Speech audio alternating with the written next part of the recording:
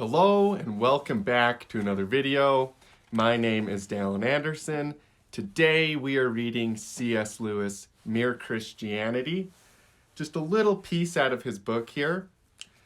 And he's talking about a bad person, okay? And where does he get his ability to be bad? So let's go ahead and read what he's saying here. And again, he's talking about a bad person. Put it more simply still, to be bad, he must exist and have intelligence and will. But existence, intelligence, and will are in themselves good. Therefore, he must be getting them from the good power. Even to be bad, he must borrow or steal from his opponent. And do you now begin to see why Christianity has always said that the devil is a fallen angel? That is not a mere story for the children. It is a real recognition of the fact that evil is a parasite, not an original thing. The powers which enable evil to carry on are powers given it by goodness. All the things which enable a bad man to be effectively bad are in themselves good things. Resolution, cleverness, good looks, existence itself. That is why dualism in a strict sense will not work. But I freely admit that real Christianity, as distinct from Christianity in water, which is what he was talking about earlier, people that just believe that Christianity is just, oh, God is there, so we don't have to worry about anything anymore. Kind of the easy approach, the easy out version of Christianity is Christianity in water. So he says, but I freely admit that real Christianity, as distinct from Christianity and water, goes much nearer to dualism than people think. In order for evil to exist, it actually has to thrive on good. Maybe thrive isn't the right word. It has to obtain its liveliness from good.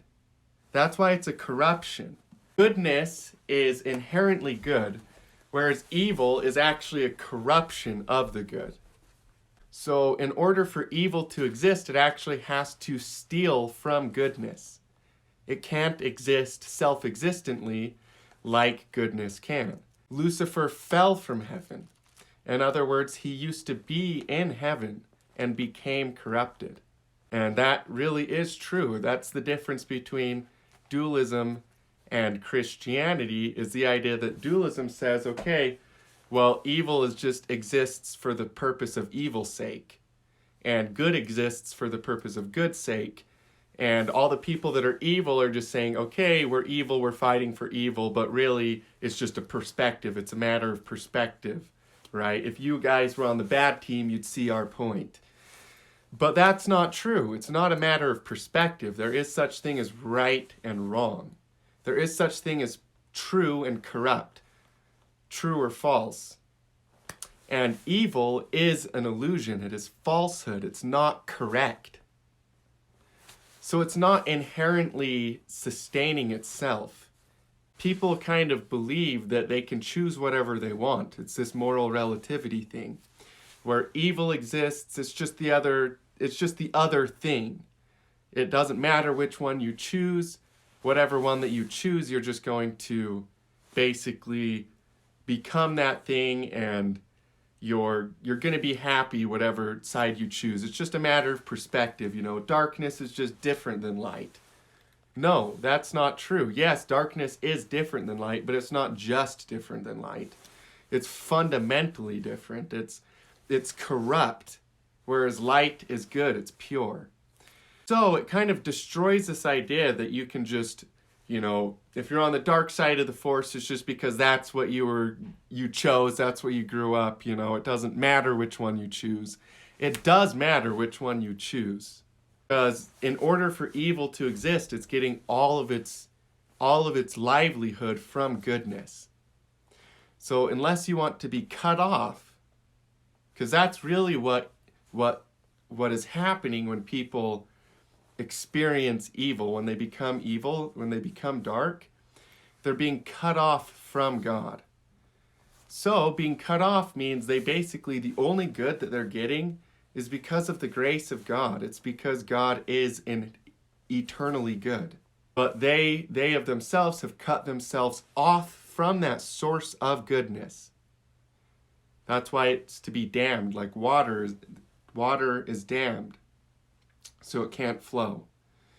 So evil is corrupt. It actually has to get its livelihood from goodness. Whereas goodness is that flowing source that's constantly flowing, that's alive, it's moving. It doesn't have to get anything from anything because it is the source of all things. And that's the difference between corruption and good, and the difference between dualism in the strict sense and what we believe as Christians. We don't just believe that evil just exists as an option. It's not something you can just choose. It's not something that you can't just choose evil without consequences.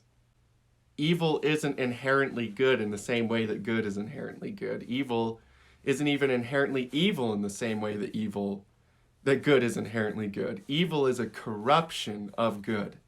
It's a falling out. It's a civil war. That's the difference. So anyways, I hope you enjoyed today's video. I love and appreciate you. If you did, please like it, share it with your friends, and I look forward to seeing you guys in future videos. As always, peace be unto you.